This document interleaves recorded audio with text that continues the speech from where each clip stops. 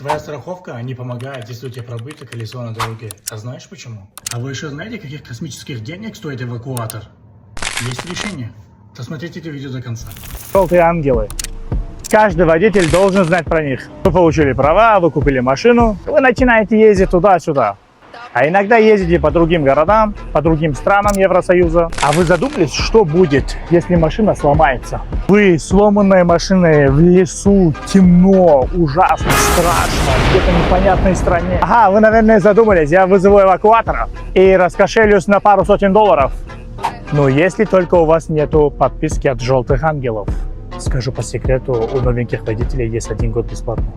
Для остальных это, конечно, стоит денег. Если что, в таких ситуациях страховка не помогает.